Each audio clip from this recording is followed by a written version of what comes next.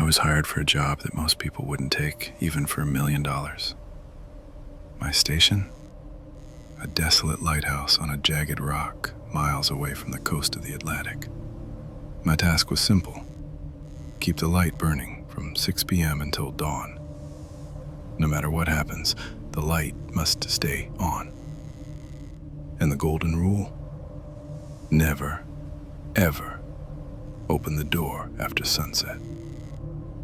The first 2 nights were nothing but the sound of waves and the crying wind. It was peaceful in a haunting way.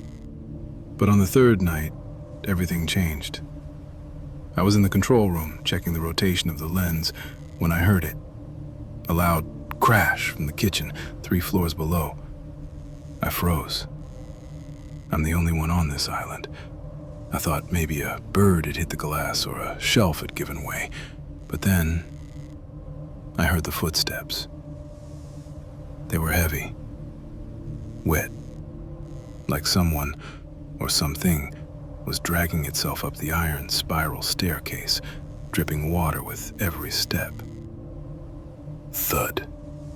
Squelch. Thud. Squelch. I locked the heavy iron door of the control room. My heart was hammering against my ribs. Suddenly, the lighthouse began to shake. Not from a storm, the sea was dead calm, but as if something massive was hugging the tower, squeezing the stone.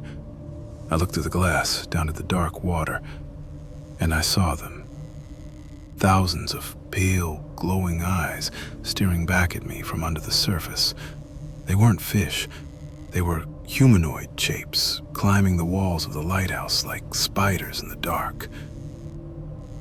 Then came the knock. A soft, rhythmic tapping on my door. And then a voice spoke.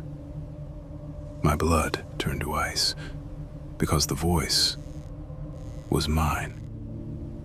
It was my own voice, coming from the other side of the door, whispering, "Open up. It's time to turn off the light.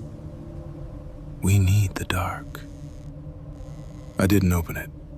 I stayed huddled in the corner, watching the light flicker but never go out. I knew that the beam of light was the only thing keeping those things from entering this room. When the sun finally rose, the island was silent again. I opened the door to find wet handprints burned into the iron, but the handprints didn't lead back down the stairs. They led inside the room. I am still here. My contract says I cannot leave, but as I record this, I can feel a cold breath on the back of my neck. I think the other me never left the room.